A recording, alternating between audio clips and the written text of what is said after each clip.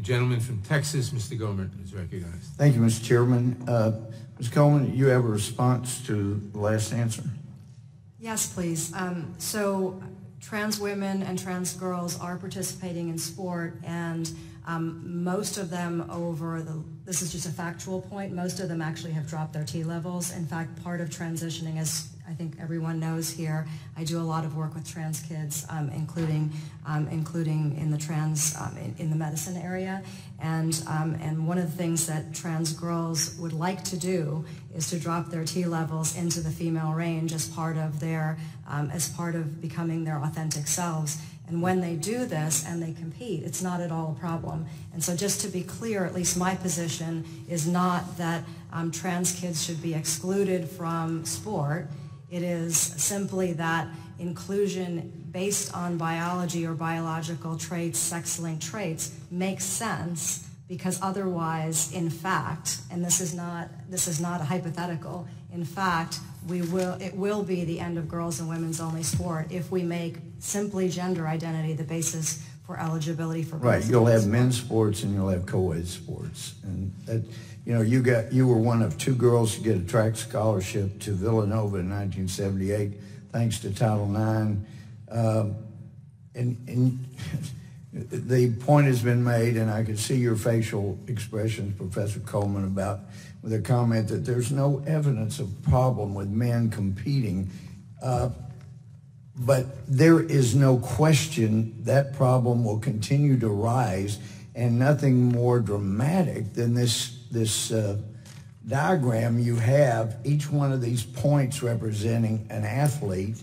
and the 3 red dots that are lost in the middle representing 3 Olympic winners in the 400 meters, and yet when they're compared with just the performances in the single year of 2017 of men, as you say, it shows that even at the women's best, the women would lose to literally thousands of boys and men, including to thousands who would be considered second tier in the men's category. And I think that we consider laws to say something is equal, like testosterone. The testimony's already indicated, it's clear in the medical literature, it does make a difference.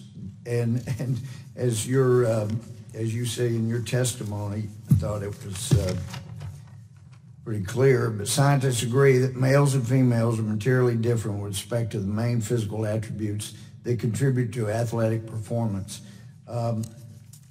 It is true, but to see that graph you got, that demonstration, anybody here that seriously thinks that there are men who would not like to have Professor Coleman's scholarship and could get it, apparently there are thousands that could have beat you, if they're guys that say, look, I feel like I am a woman, and let's be fair here too. If we're going to say, as this law does, the Olympic Committee and every other sport is going to have to eliminate the testosterone level requirement. That's going to have to go, because the presence of that rule makes very clear that there is not equality in sports, and that's why that rule was put in place, because it was so unfair to the women. And you point out in your testimony, I mean, viva la difference, but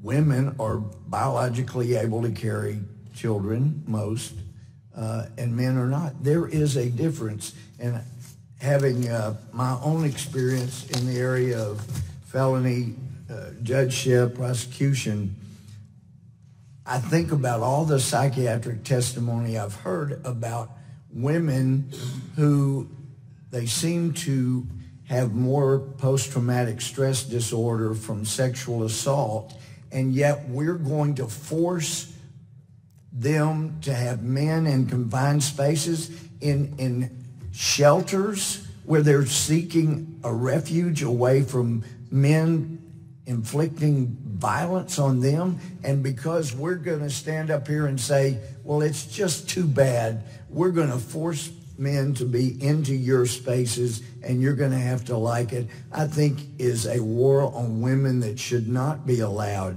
We need to make consideration for what's going on, and I would ask unanimous consent. Ms. Jandy, you talk about evidence. This is one of the best, most thorough reports. The New Atlantis, the Journal of Technology Society, had asked unanimous consent that this special report on sexuality and gender be admitted as part of the record. Without objection. The head of Johns Hopkins, the first hospital in America to do sex change surgery, Dr. Paul McHugh, his article in the Wall Street Journal dated May 13, 2016. Without objection. And also the transgender individual that had the surgery, Walt Heyer's article in the Federalist from January 29, 2019. I'd ask those be made. Without objection, the documents will be admitted into the record.